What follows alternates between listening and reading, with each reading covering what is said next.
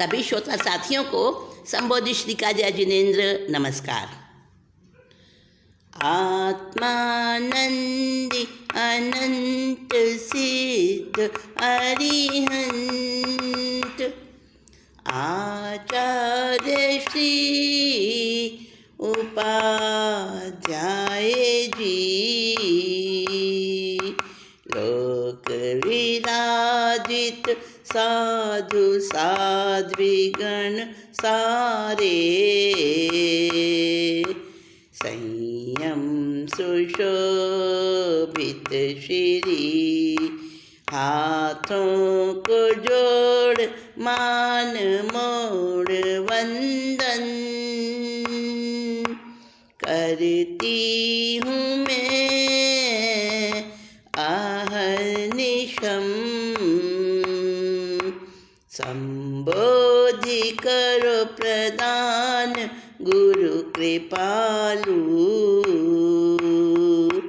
पापों को कर सकूं हनन, पापों का कर सकूं शमन। पंच परमेष्टि भगवंतों और समस्त गुरुदेवों को अनन्य आस्था सहित भाव वंदन अभिवंदन। आप सभी के अंतःकरण में विराजित परमात्मा तत्व को मेरा अभिनंदन। साथियों, गंभीरता गुण की बात चल रही है दोस्तों, और गंभीरता जिसके अंदर होती है वो बड़ा सजग रहता है। उसके मन में ये होता है कि जो कोई दूसरे कर रहे हैं उसे तो मैं सहन करता रहूं और मुझसे कोई भूल ना हो जाए। भूल से भी कोई भूल ना हो जो याद किए मन शर्माए। भूल से भी कोई भूल ना हो जो याद किए मन शर्माए। काम न ऐसा कोई भी होवे जिससे मस्तक झुक जाए। भूल से भी कोई भूल न हो। मुख से मेरे गंगा जैसी अमृतवाणी ही निकले। वृक्ष समान हो जीवन ऐसा, धूप सहे छाया देवे। जीवन हो नदिया सा शीतल, सबको ठंडक पहुँचाए। सबको ठंडक पहुँचाए। भूल से भी कोई भूल न हो। शस्त्र मेरा अहिंसा हो और मन में दया का भाव रहे। वैर विरोध न उपजे मन में, समता और सद्भाव रहे। मेरा जीवन वीर के जैसा जग पथ दर्शक बन जाए। जग पथ दर्शक बन जाए।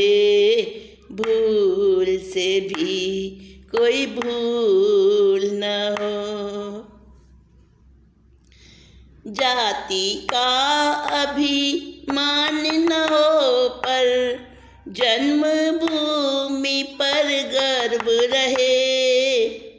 मन का मानव सोए न क्षण भर, जागरूक सर्वत्र रहे।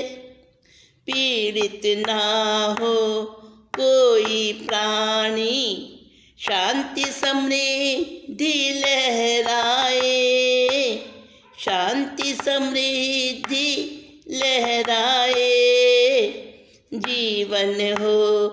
नदिया सा शीतल, सबको ठंडक पहुँचाए। भूल से भी कोई भूल न हो, जो याद किए मन शर्माए। काम न ऐसा कोई भी होवे, जिससे मस्तक झुक जाए। भूल से भी कोई भूल न हो। दोस्तों, गंभीरता जिसके अंदर उमंगे लेती है, जिसके अंदर गंभीर रहने का एक अभ्यास हो जाता है, हमेशा ही कभी चंचलता, तुच्छपन, ओछापन उसमें नहीं आ पाता, तो वो गंभीर, ऐसी ही गंभीर ज्योत्सना राजकुमारी। और देखो, उसको विद्याधर पति मिल गया। याद आ गया ना आपको? वो जो भिक्षु था ना, भिखारी के गले में माला डाल दी थी उसने। और वो भिखारी सचमुच में कौन था? उसने अपनी बात बताई, प्रिय, मैं विद्याधरों का राजा हूँ। मैं ही तो वो भिखारी बना था, मैं ही अब तुम्हारे सामने हूँ। और तुम इतना हैरान क्यों हो रही हो? मैंने तुम्हारी परीक्षा ली थी, नौजवान बन के। कोई और बन के आया था मैं, सुंदर सजीला युवक बन के आया था तुम्हारे सामने, और तुम्हें मैंने इस तरह की बातें कही ताकि तुम मेरे से मोहित हो जाओ। लेकिन तुम सच्ची पतिव्रता हो, मैं तुम्हें पाकर धन्य हो गया। और राजकुमारी कहने लगी, नाथ, मैं धन्य हुई हूँ, मैं आपको पाकर धन्य हुई हूँ। आप विद्याधर हैं, और मनुष्यों से विद्याधरों के पास बहुत सारी लब्धियाँ, बहुत सारी अलग अलग प्रकार की शक्तियाँ होती हैं। मुझे पता है, विद्याधर मनुष्य ही होते हैं पतिदेव, मैं जानती हूँ, परंतु वो देवों से कुछ कम और मनुष्य से कुछ ज़्यादा विकसित होते हैं। वैताड्य पर्वत की दोनों श्रेणियों में विद्याधरों का निवास है। नमी और विनेमी के वंशज हैं आप लोग। हाँ प्रिय, तुम्हें तो बहुत कुछ पता है। पर पतिदेव, आप स्वामी ये बताइए मुझे, आप विद्याधर हैं तो आप ऐसी दशा में क्यों? अरे तुमने तो मुझे वापस ज़िंदगी दी है, नई ज़िंदगी मुझे मिली है तुम्हारे से। वो कैसे? सुनो, मेरी भी एक कहानी है राजकुमारी ज्योत्सना, मैं तुम्हें बताता हूँ। ऐसा था, कभी मेरे द्वारा एक भूल हो गई थी। अच्छा स्वामी, भूल हो गई थी आपसे? हाँ, मेरे से भूल हो गई थी। और वो भूल क्या थी? वो भूल ये थी कि मैंने जो है ना, कभी मैंने ना किसी एक ऋषि का अपमान, आसाधना कर दी थी गलती से। मैंने की थी ऋषिवर की आसाधना, उस श्राप उदय से भिखारी बना। मेरे रोने से आश्वस्त भी कर दिया, टोकरी से निकालेगी राजसुता। बन भिखारी में अरसे से खुद को भूला, तुमने दी फिर से वापस मुझे जिंदगी, ज्योत्सना सुंदरी। उसने बताई, विद्याधर ने अपनी कहानी बताई। हे प्रिय, मेरे से एक ऋषिवर की आसाधना हो गई थी गलती से, और ऋषिवर ने क्रोध में मुझे श्राप दे दिया था। मैंने जब बहुत उनको माफ़ी मांगी, रोया, मैं गिड़गिड़ाया, तो उन्होंने दया करके मुझे आश्वस्त कर दिया, घबराओ नहीं, जब तुम भिखारी बनोगे ना तो काफ़ी समय तक तुम अपने आप को भूले रहोगे, उस भिखारी के रूप में रहोगे, और फिर एक राजसुता आएगी, वो तुम्हें टोकरी में से निकालेगी और उस समय तुम्हारा ये श्राप खत्म होगा।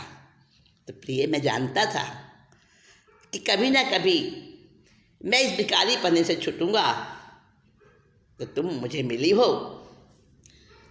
चलो, अब अपना विमान आ चुका है, बैठो और हम चलते हैं। राजकुमारी ज्योत्सना प्रसन्न मन पति का हाथ पकड़ती है और पति उनको विमान में चढ़ाते हैं। दोनों विमान से और उड़कर गगन में जा रहे हैं। उधर क्या हुआ, 2 बारातें आई थी, याद है ना आपको? हाँ, राजा प्रिय चंद को जे पुत्री ना मिली, सख्त लहजे में महारानी से पूछा फिर, कांपती क्रोध में देख कर स्वामी को, छत पे ले जाके सच बतलाया आखिर। हुई निराशा सभी को, मिली नहीं जब किसी भी टोकरी में ज्योत्सना कुंवरी, ज्योत्सना सुंदरी गंभीर परम। महाराजा चारों ओर देखे, बारात आ गई महलों में। उधर महारानी दौड़ के गई, दोनों बारातें आ गई। अब महारानी दौड़ के गई ऊपर कि अपने भांजे को अलग से ले जाके और छत पे ले जाके मैं टोकरी खोलूं, ये मेरा भांजा टोकरी खोले और फट से इसके गले में माला पड़ जाए। लेकिन हुआ क्या, भांजे को छत पर ले तो गई, उसको समझा भी दिया, पर कोई भी टोकरी जो बांध कर रखी थी ना, वहाँ थी नहीं वो टोकरी। वो टोकरी तो कौन ले गया था? बारन पक्षी उठा कर ले गया था ना। हाँ हाँ, याद आ गया ना आपको? तो टोकरी कहाँ से मिले? अब महारानी ने जो है ना बड़ा विलाप किया। इतनी देर में तो राजा प्रियचंद आ गए और कहने लगे, कहाँ है हमारी बेटी? कहीं भी नहीं मिली, पूरा महल देख लिया, ज्योत्सना कहीं भी नहीं है। दास दासियों से पूछा, सब तरफ खोज मचाई पर कहीं नहीं मिली। अब महारानी पर जोर से गुस्सा करके बोले, कहाँ है बता, तूने ही कहीं छुपाया है राजकुमारी को।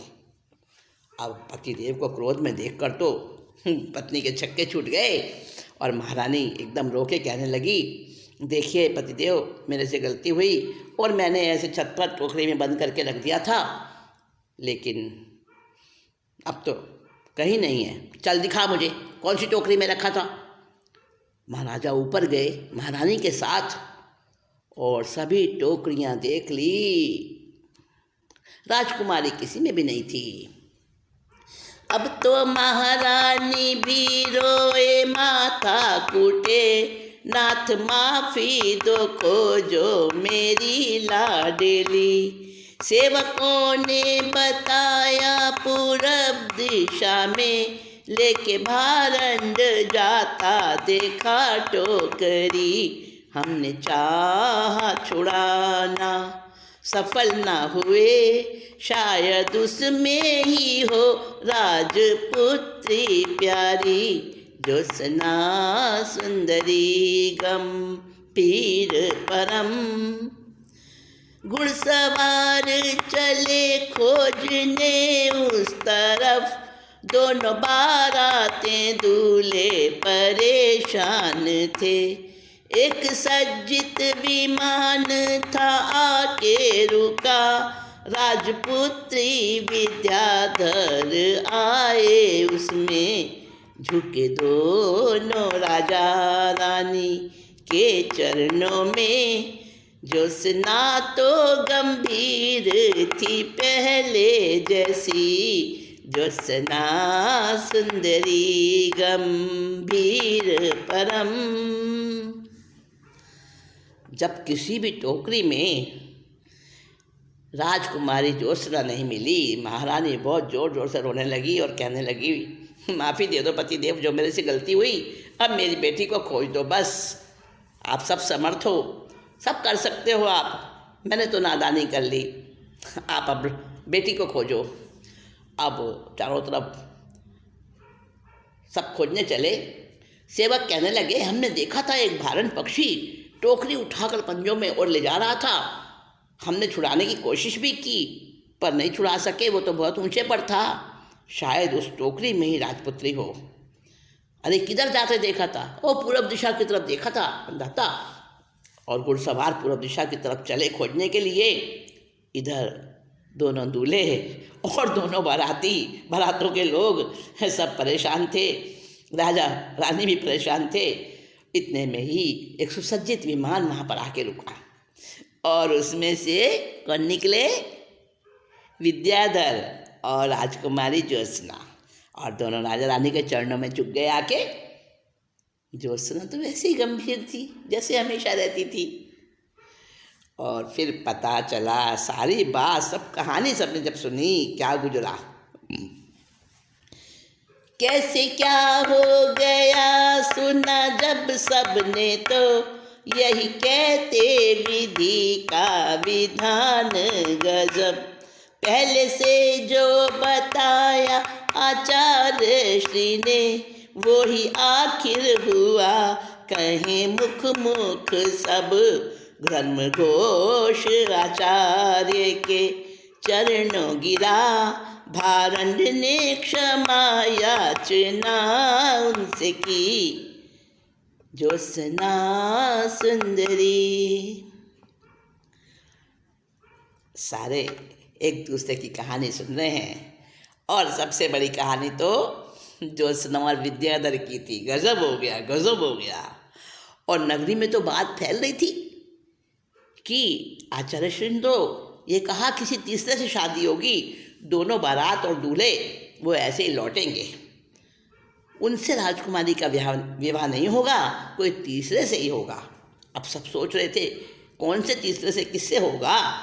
आखिर वही हुआ। आचार्य धर्मघोष का कथन कभी गलत हो सकता है, इतने महान साधक। और वो भारन पक्षी वो भी तो सुन रहा था ना, उसके भी तो कान खड़े थे। और वो भारन पक्षी ने सुना, हो मेरे गुरु की बार बार मैं बात को खराब करना चाहता हूँ, उन्हें बदनाम करना चाहता हूँ, धिक्कार है मुझे। और मेरे गुरु तो बड़े महान हैं, वो तो ज्ञान के भंडार हैं, साधना उनकी कितनी उत्कृष्ट है, और मैं कैसा अधम हूँ। बड़ी उसको अपने ऊपर गिलानी आई और धर्मघोष आचार्य के चरणों में गिर गया जाके वो भारन पक्षी। सारे शिष्य धर्मघोष आचार्य के देखने लगे, अरे ये क्या, भारन पक्षी क्यों चरणों में गिरा। और गुरु तो पहचान गए और भारन पक्षी ने अपनी बात कही, माफ़ी दे दो मुझे भगवान और मेरा अपराध क्षमा करो, मुझे प्रायश्चित दो। और प्रायश्चित दिया। अब क्या हुआ, राजा प्रियचंद और रोहिणी ने तो ले ली दीक्षा। प्रियचंद तो बने धर्मघोष के शिष्य और रोहिणी को साध्वियों के संग में रखा, अपना बेटी दामाद को राज्य दे दिया। और भारन पक्षी ने भी आलोचना करी और आचार्य धर्मघोष से, अपने गुरुदेव से उसने श्रावक व्रत धारण किया। आपको पता है ना दोस्तों, तिर्यंच भी श्रावक होता है। मनुष्य और तिर्यंच दोनों ही श्रावक होते हैं। तो 5वां गुणस्थान होता है तिर्यंच का भी। तो अब भारन पक्षी ने भी आलोचना करी अपने अपराधों की और गुरुदेव से श्रावक व्रत अंगीकार किए। तिर्यंच जो होता है ना, वो श्रावक के व्रत ग्रहण कर सकता है, सारे व्रत वो पालन कर सकता है, पर एक अतिथि संविभाग व्रत पालन नहीं कर सकता। अतिथि संविभाग 12वां व्रत जो है उसको वो खुद पालन नहीं कर सकता, पर हाँ अनुमोदना कर सकता है। आपको याद होगा बलभद्र मुनि के बारे में बात आती है। बलभद्र मुनि श्री कृष्ण महाराज के जो भाई थे, जब कृष्ण महाराज का वन के अंदर देवलोक हो गया था, मतलब उनको अंतिम समय जब बाण लगा था जरक का, चचेरे भाई का पैर के अंदर बाण लगा था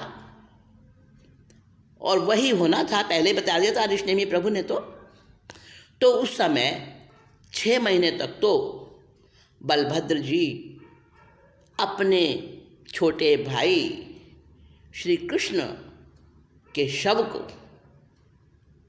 खिलाते थे, पिलाते थे, रोते थे और कहते थे भाई तू बोल क्यों नहीं रहा। मतलब वो मरा हुआ मानते नहीं थे उन्हें, बहुत तरह से प्रतिबोध देते थे लोग उन्हें। आखिरकार इंद्र ने भी प्रतिबोध दिया और 6 महीने तक वो यही मानते रहे, नहीं नहीं मेरा भाई तो जीवित है। फिर बाद में उनकी वह मोहदशा छूटी और उन्होंने दीक्षा ली। दीक्षा लेने के बाद वो मास खमन की तपस्या करते थे और मास खमन की तपस्या में एक बार वो नगरी में पहुँचे और बड़े सुंदर थे, स्वरूपवान थे। 27 कामावतार पुरुषों का वर्णन आता है अपने जैन शासन में, तो उसमें उनका भी नाम आता है। कामावतार पुरुषों में बहुत सुंदर थे। श्रीपाल का भी नाम आता है, नारद का भी आता है और बहुत लोगों का आता है उसमें नाम, तो उसमें बलभद्र जी का भी आता है। तो वहाँ पर जब वो जा रहे थे ना नगरी में अपना विहार करते हुए, तो जो कुएं पर पानी भर रही थी ना पनिहारी, उसके साथ उसका छोटा सा बच्चा भी था, गोद का बच्चा, मतलब छोटा होगा 2-3 साल का। तो वो बच्चा उसके पास में था, खड़ा था और वो घड़े में जो है ना रस्सी बांध रही थी पानी निकालने के लिए। और वो मुनि को देखते ही उनके रूप में इतनी मुग्ध हो गई ना, हाँ कितना सुंदर रूप है मुनिराज का, और वो भूल गई और भूल से घड़े में रस्सी बांधने की बजाय उसने अपने ही बेटे के गले में रस्सी बांध दी, उसे पता ही नहीं चला और उसको कुएं में, घड़ा समझ के कुएं में उतार दिया नीचे। अब वो बच्चा तो मर गया। अब मुनि ने देखा और जिस समय मुनि हाय हाय हाय हाय करने लगे, क्या ये क्या कर रहे हो। उस समय उसको होश आया, बच्चा तो मर चुका था। मुनिराज ने प्रतिज्ञा करी कि मैं अब नगरी में नहीं आऊँगा और जंगलों में ही रहूँगा, ये उनकी प्रतिज्ञा थी। और उसके बाद वो जंगल में ही रहे। अब उनका मांस खमन का पारना था। उस समय एक हिरण, एक भद्र आत्मा शावक हिरण, वो भी कोई जन्म में रहा होगा, जैन धर्म पाला होगा उसने, तो उसको वो पूर्व जन्म की स्मृति थी। तो मुनिराज को देखकर और उसके मन में आया कि इनका पारना है, आज मैं इनको किस प्रकार से आहार दिलाऊं, कहाँ से इनको आहार मिलेगा, मांस खमन की तपस्या का पारना है। जंगल में एक बढ़ई जो है ना वो लकड़ी काट रहा था और उसकी पत्नी उसके लिए खाना लेकर आई थी, भोजन लेकर आई थी। तो अब उसने जो है ना वो भोजन पत्नी लेकर आई थी और पति ने क्या किया, लकड़ी को बीच में ही छोड़कर उसके अंदर कुछ फंसा दिया कि थोड़ी देर के बाद में इसको वापस काटूंगा। तो उसको बीच में कुछ फंसा दिया और वो बीच में ही छोड़कर उस डाल को, और वो खाना खाने बैठ गया। जितने में वो हिरण जो था ना, मुनि की कपड़ा पकड़कर, उनका चोल पट्टा था उसको मुंह में दबाकर उनको खींच रहा उधर की तरफ, और उनको ले गया। और वहाँ पे ले जाके उस बढ़ई के भी भाव बने, देखो उस सुथार के भी भाव बने, और उसने जो है फटाफट मुनि को आहार बहलाने के लिए मतलब ये विनती करी, गुरुदेव आहार लो। और मुनिराज ने जैसे ही आहार ग्रहण कर रहे थे, ले रहे थे, प्रासुक आहार देखा, ऐष्णीय देखा, निर्दोष आहार देखा, भावना देखी, तो उन्होंने आहार लेने लगे। तो उसी समय वो बहुत तेज़ हवा चली और वो डाल अधूरी जो काटी हुई थी ना, वो डाल नीचे गिर गई, और उस डाल के गिरने से हिरण और वो सुथार, उसकी पत्नी और मुनिराज सबके ऊपर वो डाल गिरी और सारे ही शुभ भावों से, हिरण तो ये आंसू बहा रहा था, हाय मैं अपने हाथ से दे नहीं सकता, मैं श्रावक हूँ, मैं त्रियंच बन गया, मैं अपने हाथ से नहीं दे सका। वो तो खुशी के आंसू बहा रहा था, आज मेरा कितना धन्य दिन है। और वो भी बड़ा प्रसन्न हो रहा था, सुथार भी, और मुनिराज तो शुभ भाव में थे ही। तो सब जो है कहते हैं 5वें देवलोक गए वो सब उस समय। तो हमारे यहाँ भी वर्णन आता है, और भी बहुत सारे चीज़ों में वर्णन आता है, कई कई प्रसंग हैं कि त्रियंच जो है ना पशु पक्षी, वो भी श्रावक होता है। तो भारन पक्षी भी वो श्रावक था और पहले साधु था वो पहले जन्म में, और अब वो गुरु की आशातना कारण से भारन पक्षी बना था, लेकिन उसको समझ आ गई और उसने इस जन्म में भी श्रावक व्रत ग्रहण किए, गुरु से लिए। और बताऊँ आपको, मेंढक का भी वर्णन आता है, दरदुर देव बना था वो, है ना, याद आ गई आपको। हाँ, और भी वर्णन आते हैं। तो श्रावक भी हो सकता है, त्रियंच हो सकता है श्रावक। तो साथियों, चाहे कोई श्रावक हो, चाहे कोई साधु हो, गृहस्थ हो या मुनि हो, गंभीरता का गुण सबके लिए जीवन में बहुत जरूरी है। देखो, ज्योत्सना राजकुमारी, माँ और बाप उसके लड़ रहे थे, आपस में झगड़ा करते थे, बहस करते थे, मेरे पसंद के लड़के से शादी होगी, वो कहता मेरे पसंद के लड़के से शादी होगी। लेकिन ज्योत्सना गंभीर रहती और किसी के लिए भी अपने मुंह से वो नहीं कहती थी। इस प्रकार से उसने कैसे परिस्थिति में अपने गंभीरता गुण से आगे जीत मिली उसको, और उसको विद्याधर जैसा पति मिला। तो साथियों, ये गंभीरता गुण मैंने आपको बताया, ये हमारे पैशून्य गुण का, पैशून्य पाप का शुक्ल पक्ष था, जिसके बारे में हमने बात की। और अब 15वां पाप है पर परिवाद जो पाप है, इसके बारे में हम अगली मीटिंग में बात करेंगे। आप वीडियो जितने भी होते हैं उनको आप लाइक करते हो, सब्सक्राइब करते हो, फॉरवर्ड करते हो, मुझे पता है। और ऐसे ही आप करते रहिए, नए नए वीडियो आप सुनते रहिए, देखते रहिए, और सब में आप बताते रहिए। तो साथियों, इसी भावना के साथ, आप सबकी मंगल कामना के साथ मैं चलती हूँ। नमस्कार।